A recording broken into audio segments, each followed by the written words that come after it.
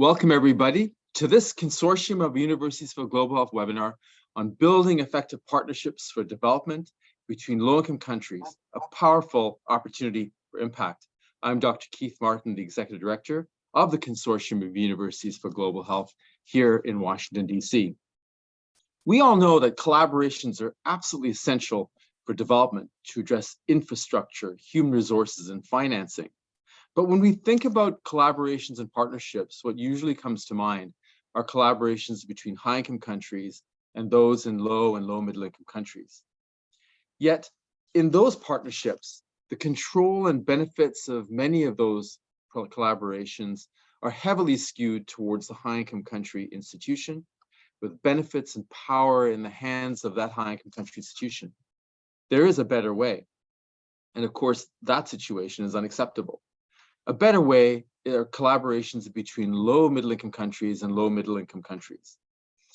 Such arrangements enable the low-income country institution to be able to create the programs they want, be in charge, direct those programs, and ensure that the benefits, the lion's share of those benefits, accrue to the high-income country institution as identified according to the needs of their country. And today, this is a vastly underappreciated opportunity. So we hope in this webinar that what we will see is an opportunity for funders and countries, institutions to heed what they're going to hear today and follow the path forward with our panelists. And today, we have three stellar panelists, three experts who are going to guide us in how these partnerships can occur. What are the benefits that can accrue to them? How they can be organized, the gaps and the benefits of doing them. So in the order in which they will speak, it's my pleasure to introduce Dr. Nelson Siwan-Kombo. Dr. Siwan-Kombo is the former principal and is the Professor Emeritus of the Makerere University College of Health Sciences in Uganda. He is a physician who has been on the forefront of HIV research since the disease showed itself in the 1980s. He is also a founder of the Medical Education Program Initiative and the African Forum for Research and Education in Health. After Professor Siwan-Kombo, we'll have Professor Ximena Garcon-Villalba. Professor Garcon-Villalba is the Dean of Public Health at the University of San Francisco in Quito, Ecuador. She is a physician and is the former Minister of Health for Ecuador, and she helped lead that country's efforts during the COVID-19 pandemic. And then after Dr. Garcon-Villalba will be Professor Harriet Mayanja-Kiza. Professor Mayanja-Kiza was the chair and the former Dean of Medicine at the Makerere University's College of Health Sciences. She is a professor of medicine and immunology. She's an expert in tuberculosis as well as global health research. She's been a leading researcher and scientists, educator and physician worldwide for many years. So it is my pleasure, we're in for a real treat. It's my pleasure to first turn it over to Professor Siwan-Kombo, and then he'll turn it over to Professor Ximena Garcon-Villalba, and then to Dr. Mayanja-Kiza. Professor Siwan-Kombo, please, over to you. Thank you very much for that kind introduction. Let me just share my slides so that, okay, can you see them? Yes, thank you. Okay, so in the next few minutes, I want to argue that universities in the low and middle income countries must accelerate creation and strengthening of partnerships for national development in their environments. And they should also strengthen or create partnerships with other important stakeholders in development. And we will see who those partners are. Now my slides are stuck.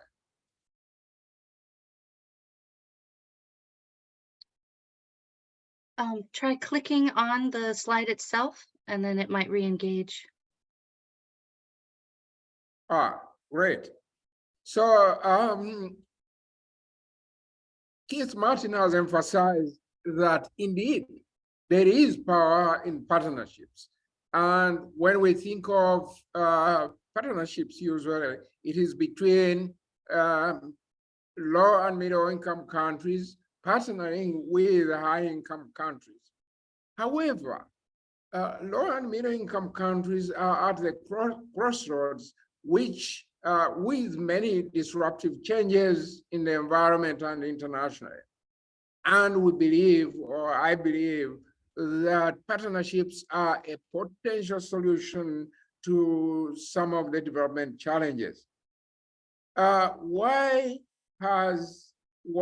are these disruptive changes that are occurring? And here on this slide, I mentioned just a few. The knowledge economy associated with globalization has been talked about for several decades. And coming along with this is the need for human capital that is well prepared to serve in a knowledge economy and in a globalized environment. The country resources are not adequately exploited in low and middle income countries, and instead they are used to develop the already developed world, and that is the high income countries.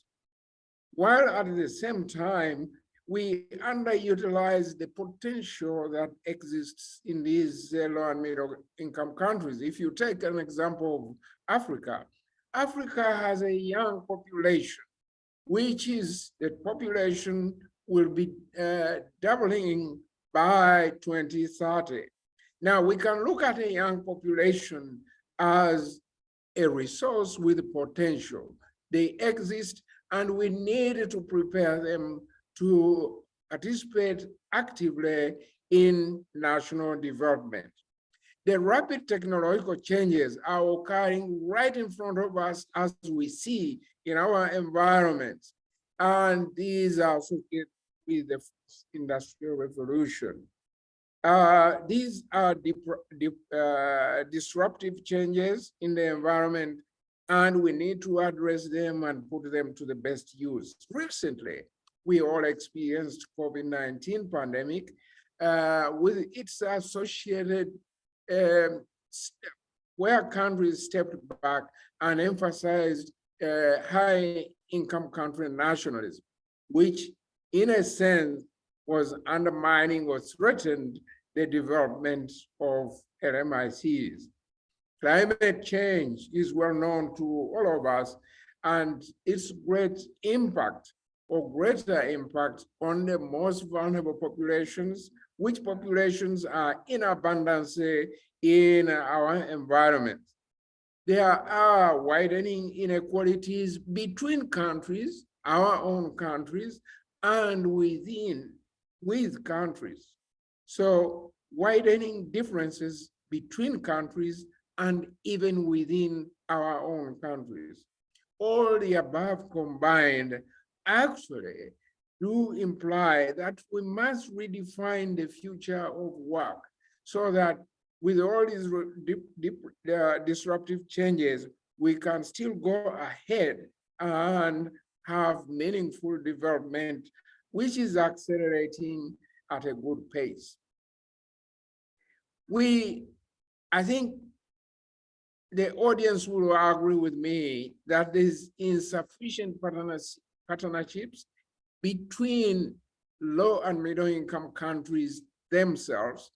And these partnerships, one could say, look at partnerships with between universities, as we said, and also partnerships between universities and communities with country governments, research institutions, the industry, the private sector, and also partnerships with the funders. The question is, why are there insufficient partnerships among all these stakeholders in LLMICs?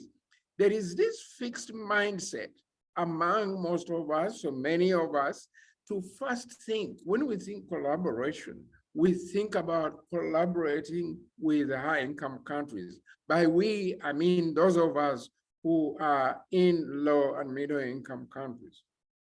And this, in part, results from the coloniality which exists in people's minds, and because also people and countries have relationships with their colonial masters, and they tend to fall back when they think partnerships, doing that with their colonial masters. There is weak infrastructure and low resources, uncertain nature and quality of university academic core in many of our countries, and therefore there is there is lack of confidence in what exists in these institutions. The World Bank notoriously is known to have contributed to de-emphasizing tertiary education, particularly in Africa, which arose because of that infamous study which was published in 1986. At that time, the World Bank then said that our countries should focus more on primary education than higher institutions education. Now, the vexing problem of the role relationship and a definition of the role of higher education in national development of the low and medium income countries, as well as the nature of the relationships between universities and the political authorities, call it governments, as well as society at large, has remained a problematic and needs further definition and attention paid to this so that we can move ahead. Having said all this, I want also to point out there are actually good examples on the continent where there has been collaboration and partnerships within countries and across countries. An example is the medical and nursing education partnerships, to which the US put in $130 million over 5 years. 100 million came from the PEPFAR, while 30 million came from NIH. And this really supported partnerships, as I said before, between institutions in the same country and between institutions across different countries. This really opened our eyes.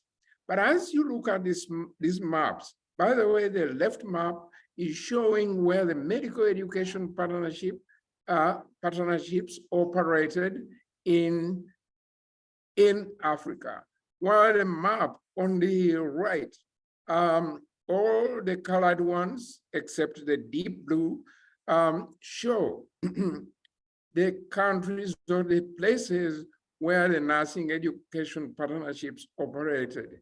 But as you can see, these countries are mainly in East Africa and Southern Africa, and a little bit in West Africa, Nigeria, and Ghana. All these countries are English speaking. And therefore, there was inequity when those partnerships were going on. How can we do better, or is there a way of doing better? And the answer is yes. As the medical and nursing education partnerships were coming to an end, AfriHealth, which is a Pan-African consortium led by Africans to address Africa's health need, was formed. And AfriHealth is doing a good work to continue from where the other partnerships stopped. And as I say, it is a Pan-African consortium. It is not limited to the Anglophone countries or to the Eastern Africa and Southern Africa. It is Pan-African to continue with the work where it ended. When I look at my own country, I pull out two examples. One on your left is that there has been the formation through the Ugandan National Academy of Sciences an initiative called the Advocacy for Global Health Partnership, a partnerships in action with power dynamics and equity in global health. And this is a collaboration between the Uganda National Academy of Sciences as well as international stakeholders.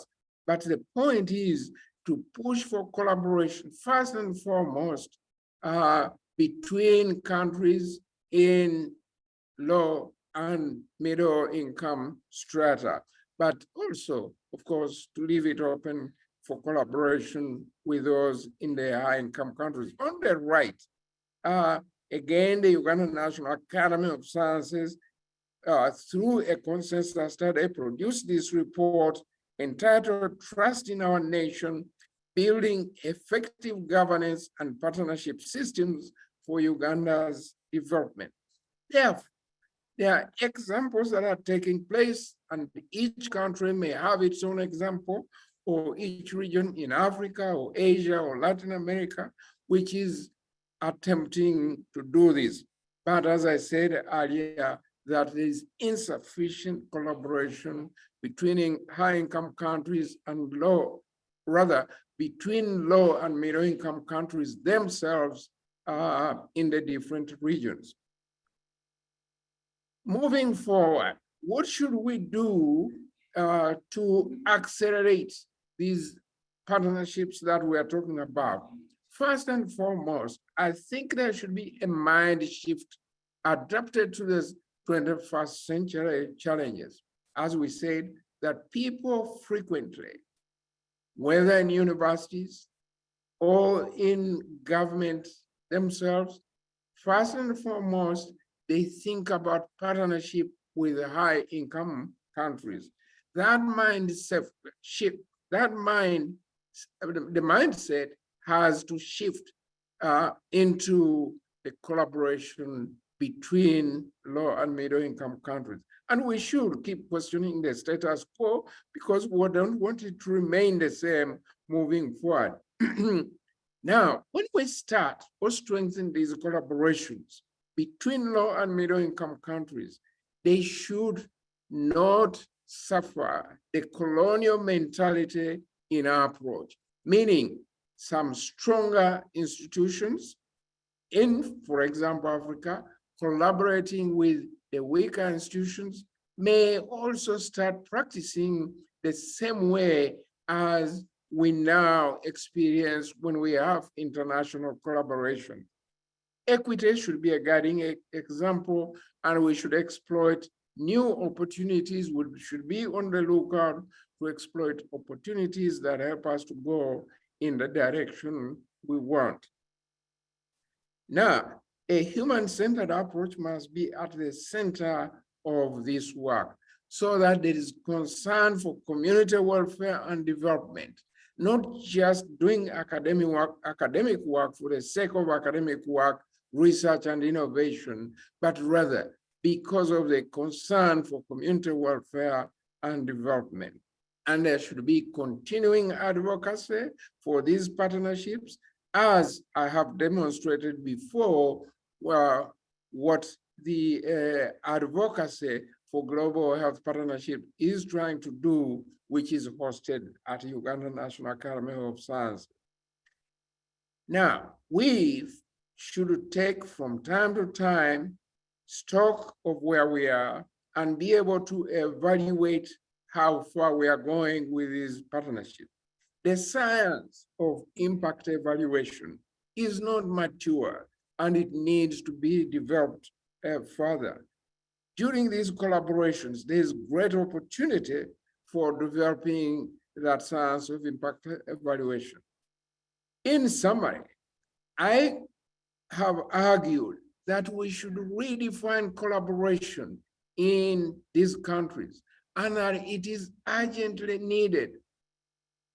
There are 4 major stakeholders here that need to think carefully about this issue. First and foremost are, of course, the universities in the environment, but also other institutions of higher learning, research institutions, and so on. that those should lead the way, and they should rethink on how they do business. And they should also establish strategic partnerships with national governments. Secondly, the national governments themselves, they should have or develop concrete plans for universities and see them as needed partners in the national development. Provide them reasonable financing, which is different from the low-level financing that they are undertaking right now, financing for higher education, research, and industry. And they should support the human capital that these institutions, universities, put out so that then they can be better utilized for development. The third stakeholder is the communities themselves. We should engage these communities so that communities appreciate the value of what the others are doing and also support low and middle income country partnerships. And finally, the funders themselves should invest in building trust in these countries and in the country institutions to lead partnership, not to think that those institutions in low and middle countries cannot themselves drive the partnerships, cannot receive the funding, but instead the funding going through high-income countries. No, funding can come straight to the low and middle-income countries, as was well demonstrated with the medical education partnerships and the nursing education partnerships and AfriHealth at the moment. So when all that is done, at the end, we shall have this young population, as you see kids on the left side of the slide, who are happy children, who value computers, and they sit down and learn from computers and they utilize it to change their lives.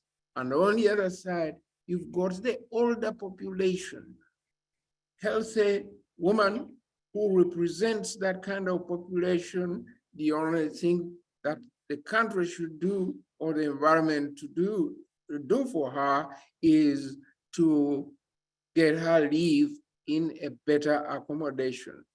With this, countries would be happier, would be developing much faster than they do now.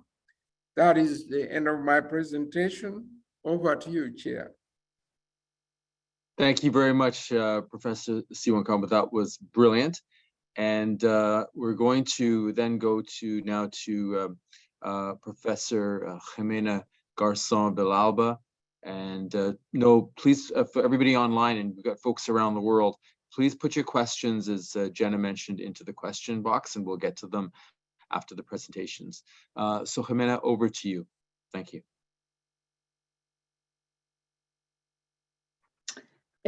Thank you, Keith. Let me share my presentation. I can't turn on my camera.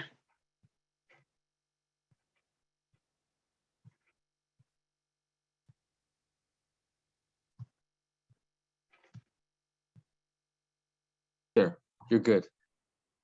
Okay, thank you so much. Thank you, Keith, for the invitation. And I want to thank you, everyone, for being here today. Just give me 1 minute. All right. So what do we have in common?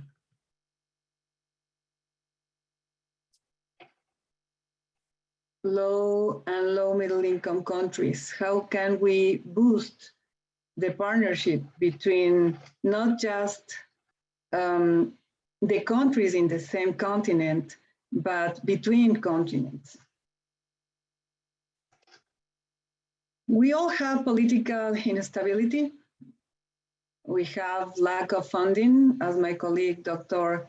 Siwankamba said before. We have unstructured health systems. weak epidemiological surveillance systems. We need well-trained human resources, as well as we need to improve our laboratory capacities at all levels. And we have to improve also the response capacity that we have and preparedness. What can we do about political instability? Well, almost nothing. That doesn't depend on us.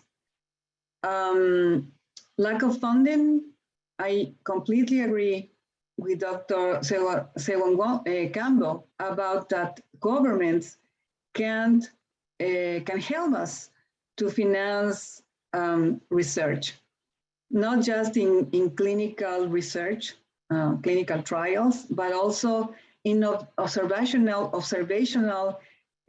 research, epidemiological research, to prevent and to be aware of any kind of outbreaks, for example, that can be originated in any one of the regions. The problem is that for research, we also need reliable data systems that in many cases, in many countries, we are also lacking of those kind of systems. So we have to build, we have to contribute to improve data and data analysis also. So what's happening when we don't have a good structured health system, which is spending a lot of funds, of financial funds, in treating patients instead of preventing diseases. In low-income countries and low-medium-income countries, as is Ecuador, for example, my country, is very important to invest in prevention rather than in treatment. Otherwise, we will have this huge gap in that people who doesn't have economic resources to receive high level or expensive treatments, they are not going to get them ever. And besides of that, there's a lot of chronic diseases that are very expensive, and they can be prevented. And we, with this changing of our minds of how to approach the health systems, we're gonna prevent instead of treating. I'm gonna give an example. For example, in Ecuador, we have a lot of patients who are suffering right now from chronic renal failure. Each one of them needs $1,500 per month to have their dialysis.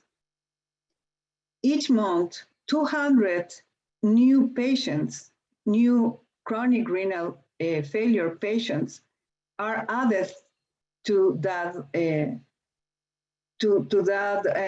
amount of patients. Okay, we have every month 200 new patients who are suffering from renal failure. That means a lot of resources that could be inverted, that could be for prevention instead of treating patients, all right? So in a health system, it should be like a pyramid where most of the resources go to the prevention, because most of the patients will be in this level where you can prevent, and you can prevent also that if they already have these kind of diseases, they increase the complexity of the disease and goes to the top of the pyramid where the treatments are very expensive. So in countries like ours, is much more efficient, and also for the society is much more the load is going to be less if we prevent rather than to treat, right? So we have to restructure our health systems, and this has been approached many times for many years, but I think that we have to talk really seriously between countries and between continents, and in how we have to restructure the health system to make them more efficient. What is happening with epidemiological surveillance is happening the same. We don't have the technical support to be able to collect data and to monitor in real time. We are relying, and that's what happened with my country, and I really appreciate the great human resources that we have in Ecuador, that besides of the lacking of the technology, they had a lot of experience, field experience, to be able to tackle the pandemics when I was Minister of Health. But we were also relying, and we had a lot of help of the Army forces.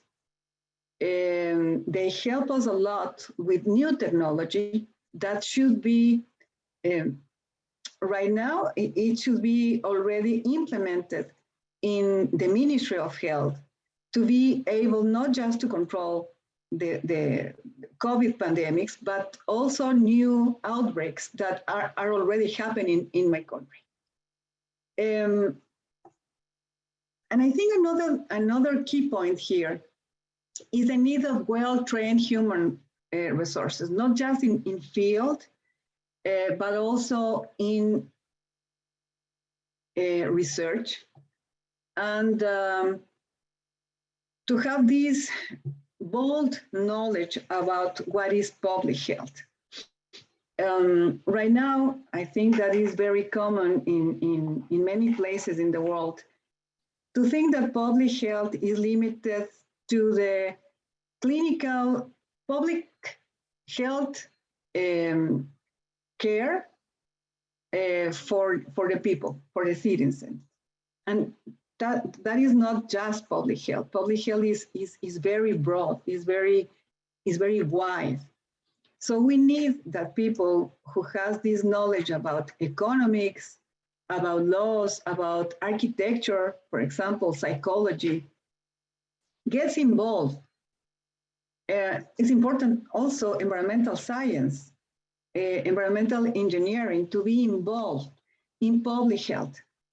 As Dr. Sewan Campbell was saying, now the problems, because we are living in a time where we already know that One Health is a main concept to be able to prevent diseases.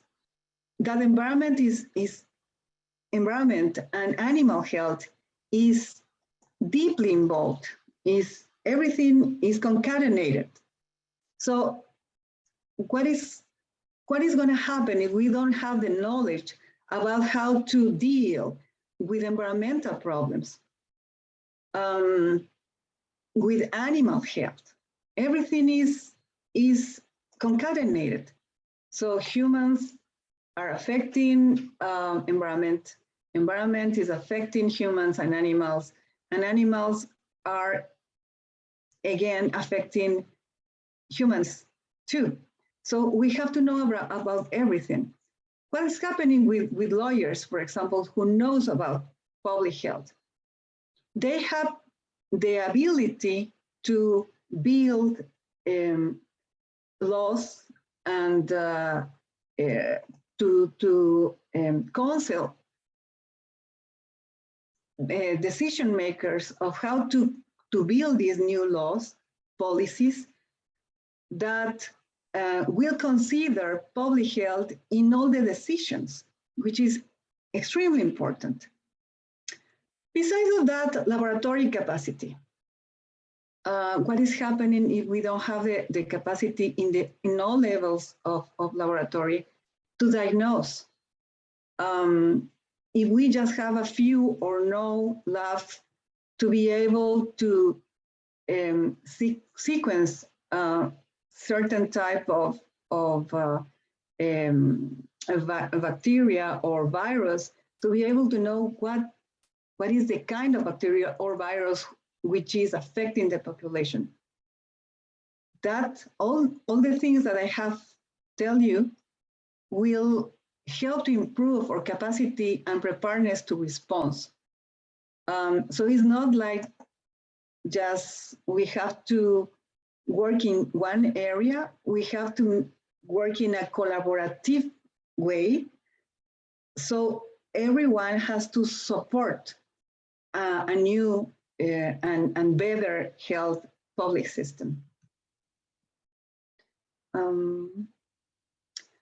So for that matter, I consider that it's very important to sit in a table. Right now, the technology allows us to be in contact in real time with many experts from many countries to talk about what are the strengths, the strengths of each country in the same region, and also from other countries in different continents. What are the good cases, those examples, cases in health, in their health systems, in their research? How can they share with us those extremely good experiences that they have that have been successful to improve public health?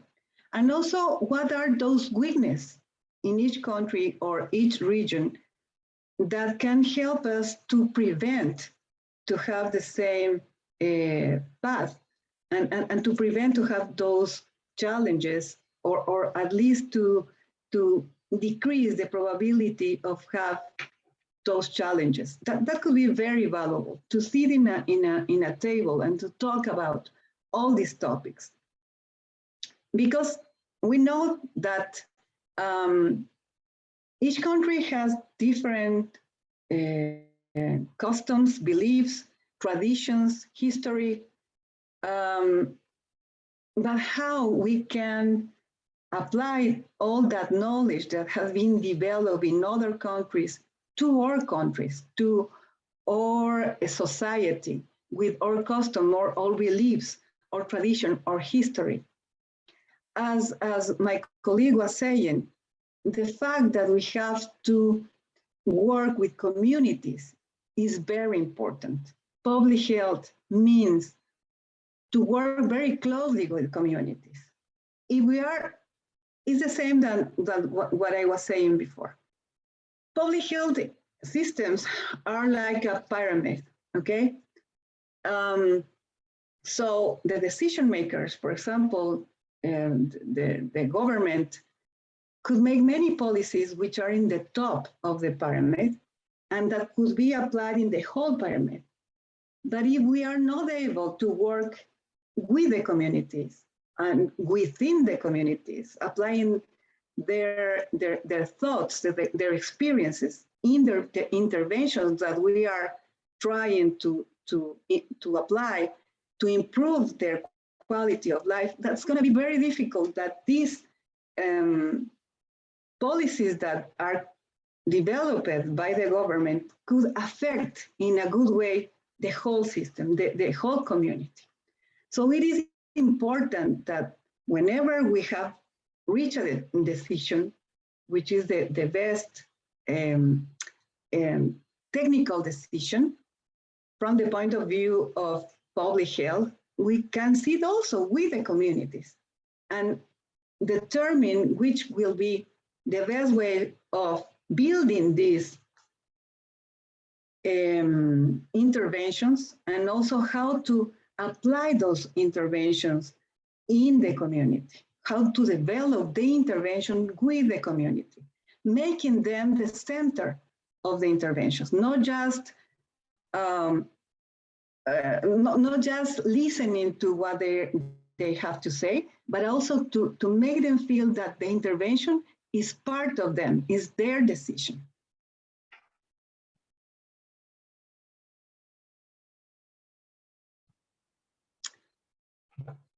What positive or negative lessons learning can we share between us, between continents, between countries in the same region?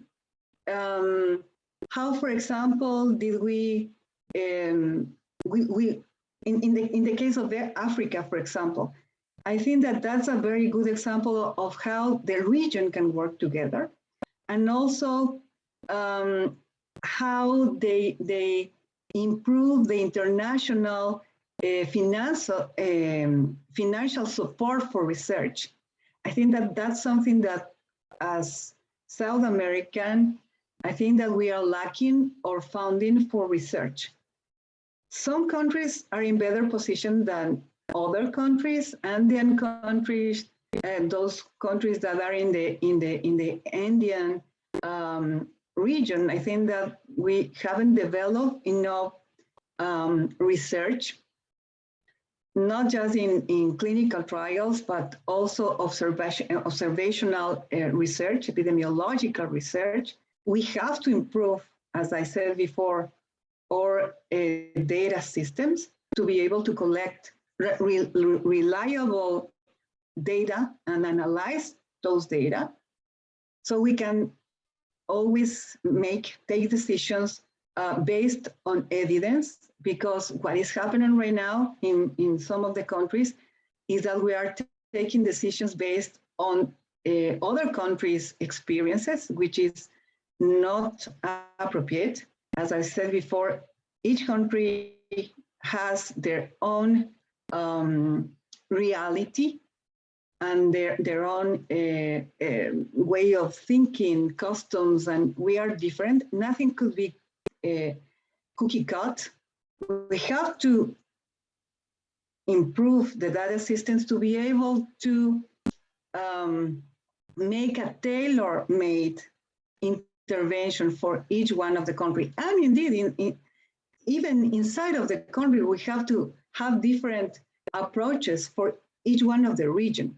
So I think that Africa could help us a lot to know how to improve the financial support for research, and also because they have a lot of good experiences in public health interventions that have been very, very successful through the years.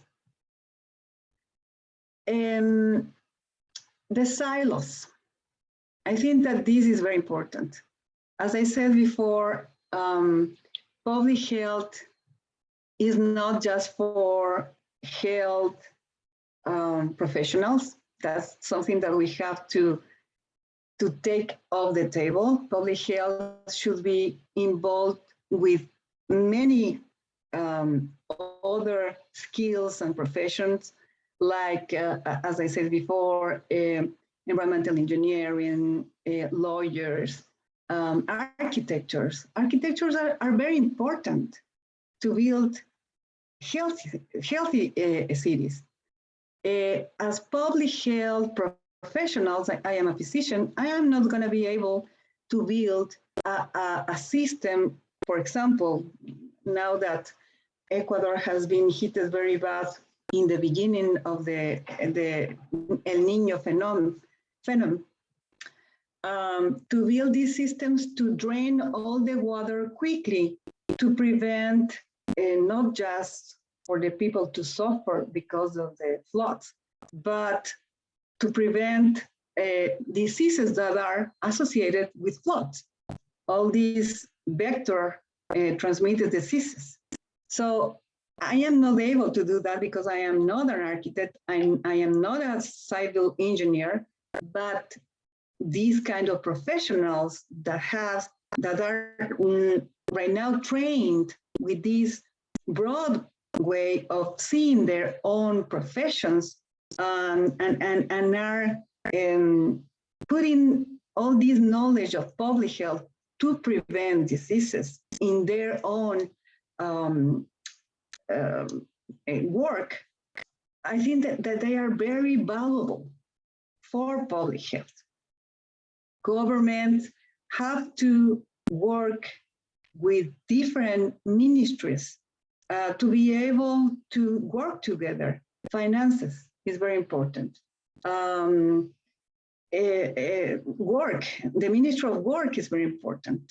The Ministry of Environmental Health, the environment and animal health, very important. Education is very important. All we have to work together. Always taking into account that health is basic to have a good economy and stability and to be able to promote the development of our countries. So all this experience that I know that have been approached before in many countries in different continents should be shared between us to see which is the best way of helping one to another. And I wanted to share this slide with you because this is a very small example of how well could go something, any intervention, when we work together. These are some photos from the vaccination plan in Ecuador, which was a very successful vaccination plan. We vaccinated 9 million people, which is a little more of the half of the total population of Ecuador that was vaccinable by that time with 2 doses, with a complete scheme. But Ministry of Health didn't do it by itself. We did it because we had the support of all the sectors in my country. So there were the army forces, which were very, very important in the logistic implementation of the vaccination plan. Here we have the universities. Universities were so good vaccinating all the community that was close to them. And of course, the very skilled and excellent professionals that we had in the Ministry of Health. So everybody was putting their hands together to achieve this huge challenge, which was to vaccinate 9 million people in 100 days. And we did it, we made it in less than 100 days. And with that, we tackled the pandemics. We were able to just keep going in the opening of work and to improve the economics and all the economics were opening after these, not just the vaccination plan, but all these epidemiological intervention to tackle the pandemics, but we were doing it together. So we can share all these experiences between countries, between regions, between continents, so we can apply them in our own reality. So thank you very much, and over.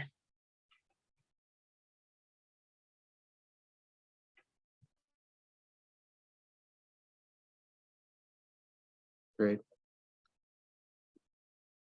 Thank you so much. Thank you so much, Jimena. That was fantastic. And it's a pleasure to, you brought up many other points. And we're going to, just for the folks online, we're going to aggregate your emails and websites. Thank you for sharing them. We'll share them with everybody who's on the call. And we'll get to questions and answers after Dr. Mayanja Kiza's presentation. Dr. Mayanja Kiza, please, over to you. Thank you so much. Okay.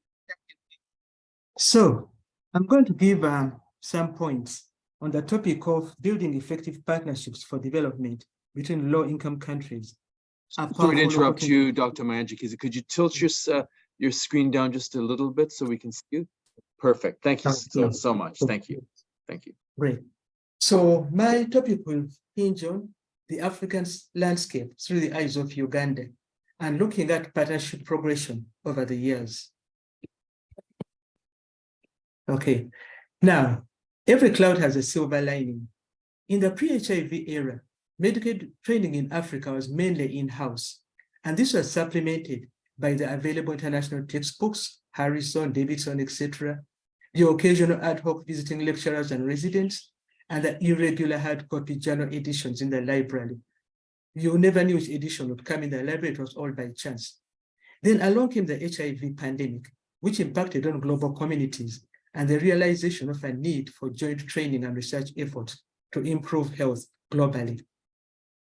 In the pre-HIV era, in the library, we had some form of global health education, and many of us medical students would rush to the BMJ, British Medical Journal, not to read the research articles, but read my student electives, which were always of interest. And with these, we traveled all around the world, looking at different ways medicine was practiced through the eyes of students. At the same time, we used to enjoy the New England Journal of Medicine, and again, our target was the clinical pathological exercises conferences, which many of us went through. Of course, we rarely got a diagnosis, but we still enjoyed them.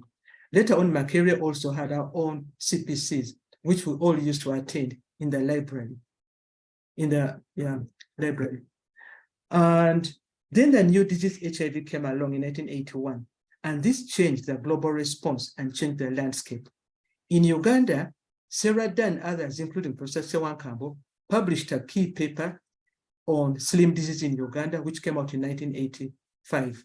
Shortly after, Professor Fred Robbins, a Nobel laureate from Case Western, visited Uganda to see what he could do towards research and education to help handle the HIV pandemic.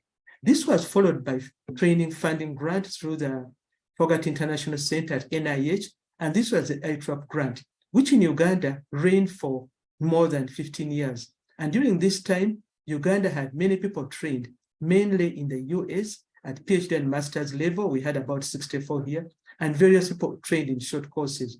A total of about 100 people were trained overall. And 95% are back in Uganda, which means only about 5 stayed in the US. We're trained in HIV epidemiology by statistics, microbiology, mycobacteriology, immunology, behavioral sciences, PED HIV impact, lab techs were trained, research clinicians and administrators were trained. And next were South-South, North global research and training collaborations. And we have had a number of these in Uganda, and they have helped us grow. But the main thing these collaborations have done, they have helped us discover Africa. Many of us had never been to Ethiopia or Rwanda or Malawi. We went there on these training collaborations. One of the early ones was NACAP, funded by the Netherlands, where Uganda was the lead in HIV training in Uganda and Rwanda. And here we trained quite a number of people from Rwanda and in Uganda at master's and doctorate level. Another one I'll bring up is Bill and Melinda Gates Foundation at EDCTP training grant. And this was looking at tuberculosis immunodiagnosis.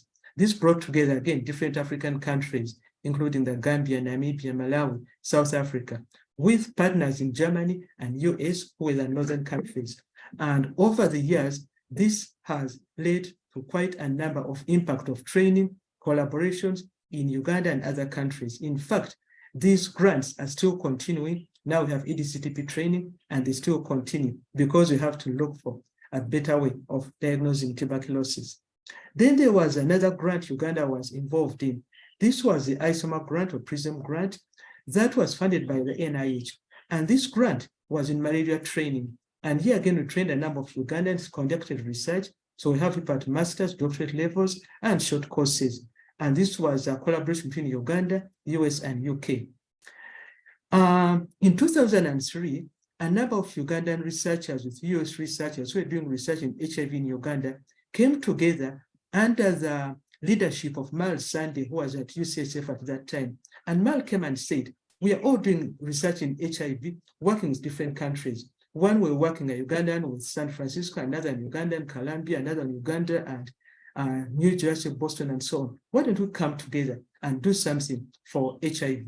And his plan was to train people across Africa in better care of HIV patients, as well as we trained some ID fellows from the US. The trainers were both Ugandans and IDSA fellows, the ID Society of America fellows from the US. And over that time, we have trained quite a number of people. In fact, I meet people from different parts of Africa. And I said, by the way, I cut my teeth in HIV care from the training I got in Uganda 10 and 15 years ago. Later, we expanded to West Africa. West Africa then, HIV was a different scenario, and they were far ahead compared to them. So the YD was started in West Africa. Where we went, I went to Nigeria. We were training Nigerians on better HIV care strategies. There was more work that went on. Recently, we have had the SEBA, which is the Collaboration for Evidence-Based Healthcare in Africa, which has been funded by Germany. And here we're looking at evidence synthesis to improve management and prevention of diabetes mellitus, hypertension, and road traffic accidents. Here we're looking at non-communicable diseases. Uganda was the lead. I was the lead Uganda. I was the African coordinator. That's what I was called. And we worked with partners in Ethiopia, Rwanda, Malawi, South Africa, and Germany. The grant ended recently, but now we are working with CDC Africa to see whether we can get further funding to continue with the work we have been doing and also continue training. Here we trained about 20 people at master's and doctorate level, and there were a number of short cases as well. And we learned to talk to each other in different countries in Africa. And we also had some trainees from Germany who actually were doing methodology training with us in Africa, and that was interesting. Currently, we have the Santé grant, Sub-Saharan African Network for TB and HIV Excellence. And of interest, Santé members are in Uganda today, and they've come to look at our program. We have colleagues from, one has come from Cameroon, the other from Kenya, and one from South Africa, and one from Zambia. So I had a meeting this morning. Here, we are looking at excellence in leadership, training, and science in Africa, focusing on two diseases, and that is TB and HIV. And the aim is looking at research that can improve the management and going towards decrease impact of TB and HIV in African countries. Here we have, the main focus here is training and research, and we have doctorate, postdoc, and master's students in the various countries. We have also decided that when we should visit different countries so that we get to understand each other better and have more collaboration. This is funded by Deltas Africa, which is a grant based in Kenya that is funding different activities in Uganda. Now, high impact on these collaborations have had high impact on low medium income country research and research training. During these collaborations and visiting each other's countries, many low medium income countries have visited each other. I was pleasantly surprised to find the research and education development in Ethiopia, Malawi, Rwanda, and other countries. Many of them were better than us at Makerere University. We have also become aware of our various strengths, weaknesses, opportunities, and limitations. I had a mentee in Namibia who was an Irish young man who said, "I need your mentorship." And I mentored him for about 2 years, and then he moved on in his career. So this was cross mentorship that we have had. The low medium income countries are now taking the lead in some of these research programs and training. And we are getting increased face-to-face interaction with various low medium income countries. Many low medium income countries improved in putting emphasis on health and training issues with a focus on what they need in their countries, what is important in their countries. The impact of these collaborations, especially the low medium income, have been quite good in research, but in global health education, we have lagged behind. Uganda annually sends about 20 medical students for about 4 to 6 weeks to various universities in the US, Europe, and other high-income countries. But I don't think we have medical students rotating in low medium income countries. And this is a limitation that we can look at in future. And of course, in exchange, we get many students from high income countries who come and work with our students in low medium income countries. And our students have gained a lot from these collaborations. Some say, by the way, I didn't know even in those countries, relatives care about their sick patients. I didn't know this and this is done. And when the students come back, they hold conferences and then they give their insights to other students who did not have the ability to go to these. We also have a number of faculty, especially mid-level faculty, who visit various high-income medical schools, and at the same time, we are getting faculty coming down. But again, we don't have many faculty from low-medium income countries going to other low-medium income countries. We have had a few in Uganda going to South Africa and Tanzania, but this still lags behind. So whereas research, we have moved ahead, for training, we still lag behind. There are other international training initiatives that bring out. One of them is the Bellagio Global Health Education Initiative, which we initiated in 2016 by meeting in Italy at the Rockefeller Foundation site. And this forum has been active over the last 7 years now. In fact, every year we have on-site. During COVID, it was Zoom meeting where we visit a different country and visit the medical schools, discuss various issues regarding medical education. In fact, in 2022, we are planning the Bellagio Global Health Education Initiative meeting in Uganda with Elsie and other colleagues. So we're having this meeting in November. But this has opened our eyes in training in various countries, what we could do and how we can improve universal global health education.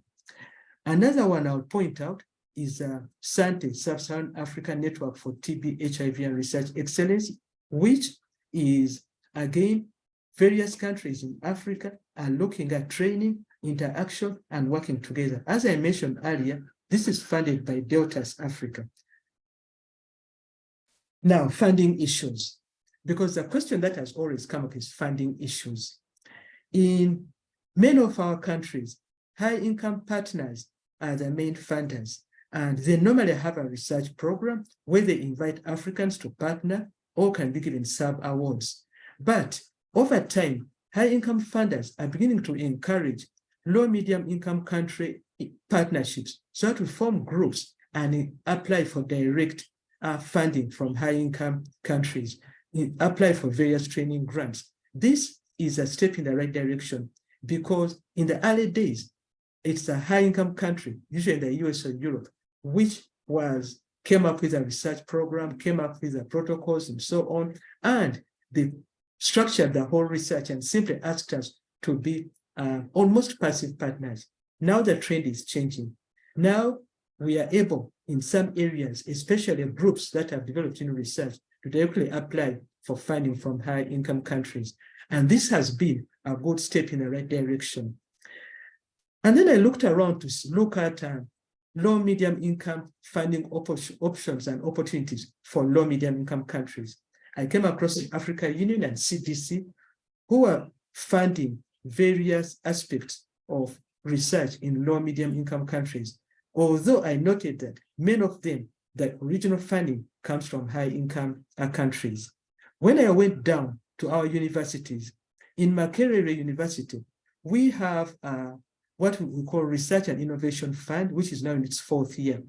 And in 2020 to 2023, Uganda government provided 20 million Uganda shillings, which is about $8 million, under this Research and Innovation Fund for students in Uganda to conduct research covered by the Uganda government. So we are now in the 4th year. I also found a similar fund in Dar es Salaam, where the amount may be small, but again, Dar es Salaam had committed over $1 million for competitive grants in their countries. There are other countries in Africa which are beginning to fund research, which are beginning to see the importance of funding research. I think the best example was during the COVID-19 lockdown, where our governments were always looking out, calling researchers to meet with them. I think that's a time when we researchers had the biggest communication with politicians. They wanted to hear what is new, what has come up, what should we do, and how should we advise people, and how should we respond to this pandemic. And that was another good way of having government realize that research is important in improving care.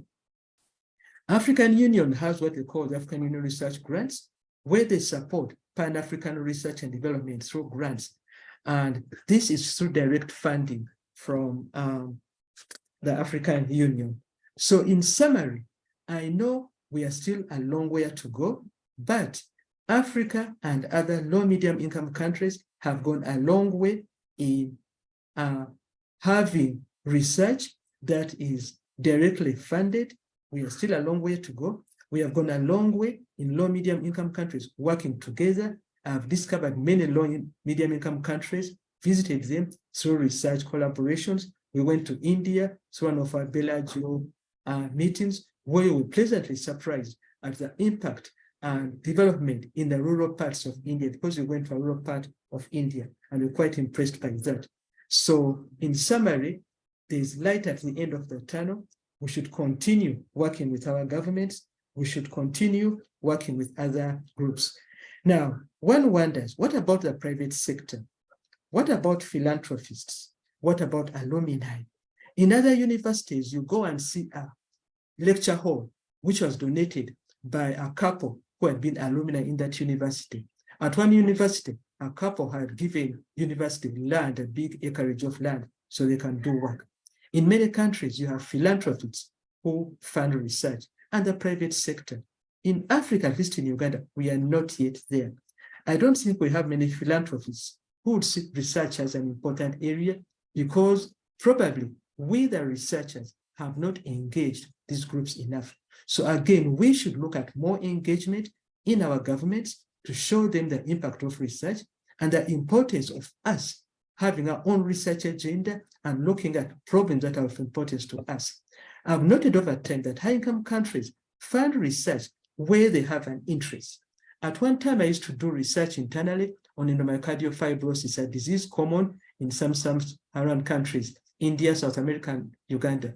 Over time, I realized no high-income country is going to fund a disease which is not a global killer disease, which is not at risk to their countries. And as advised, you know, Harriet, you're interested in endomyocardial fibrosis, move to tuberculosis and malaria. Others, you won't get research funding. I moved to TB, and we have got good collaboration with our partners. Thank you very much.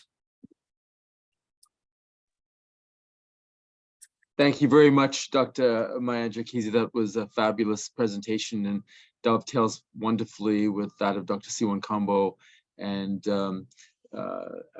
Jimena Garcon Villalba. We have time for a few questions. I'm sorry, folks are going a bit late, but we will record your questions. We'll try to get to many of them as we possibly can after this webinar.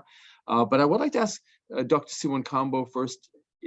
Engaging governments has been a real challenge, and looking at health across ministries, not only ministries of health, but also other ministries, finance, justice, public works, and others.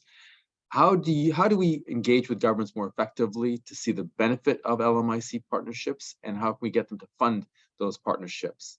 And everybody, all of the panelists, please put your videos on, and we can get to the questions and answers. So Dr. Siwan Kambo, please, over to you.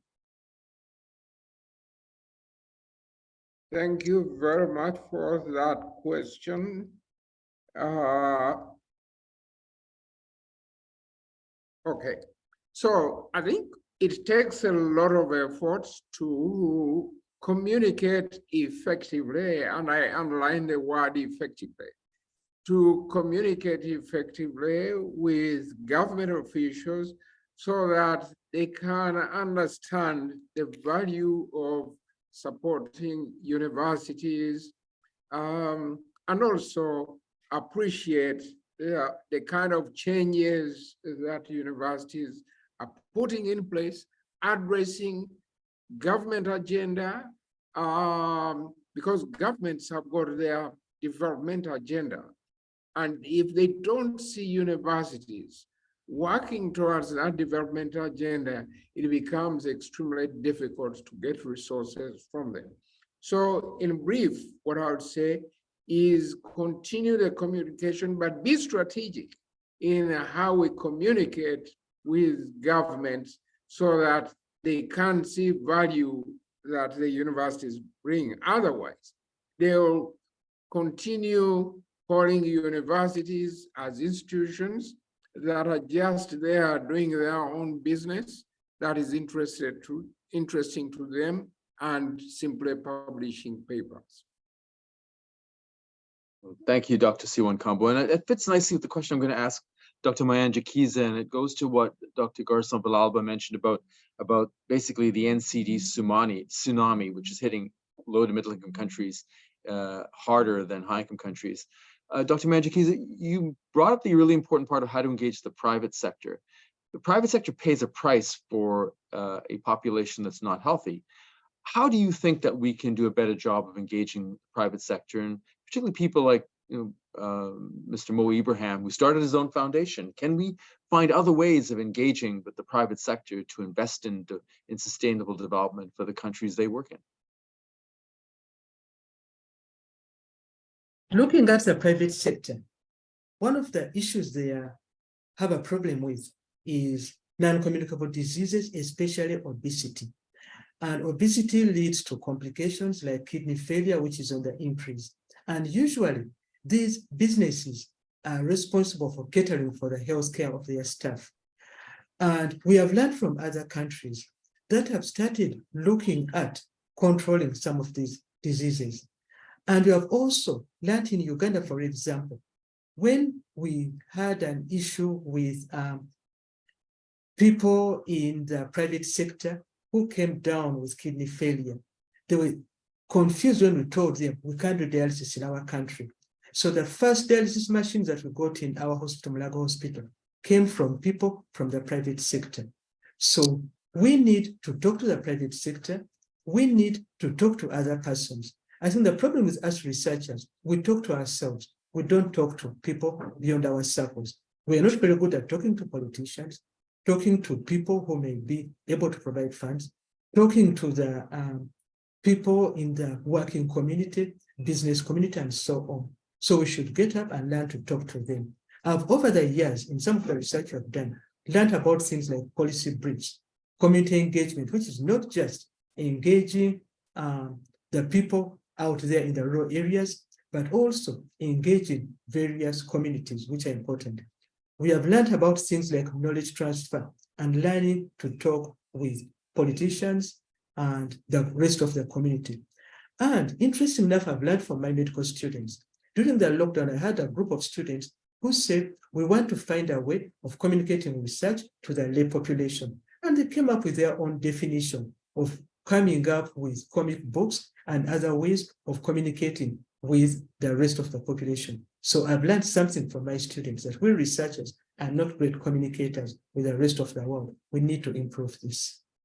Yeah, well, thanks, Harriet. And then, you know, going back to your presentation, you made the really important emphasis that the real gap, a lack of opportunities for LMIC faculty and students to travel and engage with each other, which is so important. Thank you for making that point. And Shamin, I'd like to just ask you this question, being a non-Anglophone speaking person. This question comes from Stella, and she gets to a vexing challenge. How do we overcome and manage to do a better job of engaging with non-Anglophone institutions, Francophone, Lusophone, and Spanish-speaking institutions? It's a gap, and they're left out. How do we overcome that? Yes, absolutely. And I was thinking that before the webinar. Well, right now, I think we have technology, and that facilitates a lot the interaction between countries and between regions, right? So we have to take advantage of technology to be able to have this kind of webinars, conversations that could help us, for example, to have an interpret, to be able to translate what we are saying. I think that English is going to be and is for the most used language, not just for this kind of interactions, but also in research and in publication. So I think that has to be also very important for the education of health resources. I think that even though it could be cumbersome to speak whenever you learn another language, when you're an adult, it's going to be very difficult to speak very well the language, but to read and to understand is very important. We have right now like automatic translators, which can help a lot, electronic data translators, and well, let's be confident that the technology is not just for fun, but also for science. So I think that right now we are in a position where we can use technology to facilitate the communication between languages and also between regions. That's very important. And I was reading one of the questions that was in the chat, and I want to clarify what means to work in silos. So when we talk about working in silos, it means that this is an organizational condition in each one of the, for example, in a government, each one of the ministry is working isolated and without no communication between ministries and between organizations. So that doesn't facilitate, for example, to include the knowledge, the concepts of public health in the decision making. And we should be able to work together to achieve this huge challenge that we already have. Great. Thank you, Ken. Thank you, Shemina. So we've got less than a minute left for each person for the final comments. I will start, Harriet, with you, then Shemina, and then Nelson. Less than a minute each, if you could, that would be wonderful. Harriet, please, any final comments that you have for the audience? No, in the countries, we have a lot of capacity and opportunities. Let's start talking to each other. Let's start working together, and let's start looking at problems common in our areas and see how we can collectively work on them with little funding, with no funding, and then later try to get more funding to do more work. Thank you, Harriet, very much. Shemina, please, less than a minute. It's very important education and proper training, not just for health professionals, but for all the other kind of type of professionals that are involved in public health. Thank you, Shemina. And Nelson, please, the last word. 2 comments here. The first comment is that we should, in these countries, invest in higher education a lot, and that will begin to make a difference for development. And secondly, we should not be collaborating among health researchers alone, but we should collaborate across sectors, because the sectors, different sectors, can make a lot of difference on the health of people, other than the health sector alone. Wonderful. Thank you, Dr. Siwan Kambo. And to everybody on, we've had people from all over the world, from Myanmar to Sierra Leone. It's been inspiring to see all of you. Thank you for attending. And I draw your attention to a couple of things. On the 28th, so in a couple of days, AfriHealth, and Dr. Elsie Kaguli Malawadi, the president of AfriHealth, has been on this session. She is leading a webinar on building capacity in low resource settings. So please look at AfriHealth, afrihealth.org, follow their website, check out the work that they're doing. They also have their annual conference in Maputo, Mozambique, the 1st to the 3rd of August. Please attend if you can. A great opportunity for the kind of collaborations that you heard today. And then follow CUGH, because at the middle of next month, we'll be opening up our portal for our conference next year in Los Angeles, and we are all invited to come to our conference. We will have virtual sessions in the middle of towards the end of this year, that are free and open to all if you can't make the conference. Anyway, much thanks to our wonderful panelists, Dr. Nelson Simon Cambo, Dr. Harriet Mayanja Kiza, and Dr. Shimena Garcon Belalba. Thank you for attending CUGH's webinar. This transcript will be online at cugh.org in a week or two. Please take it, use it, share it, and we look forward to working with you in the future. Thanks for attending this webinar, everybody. Bye for now.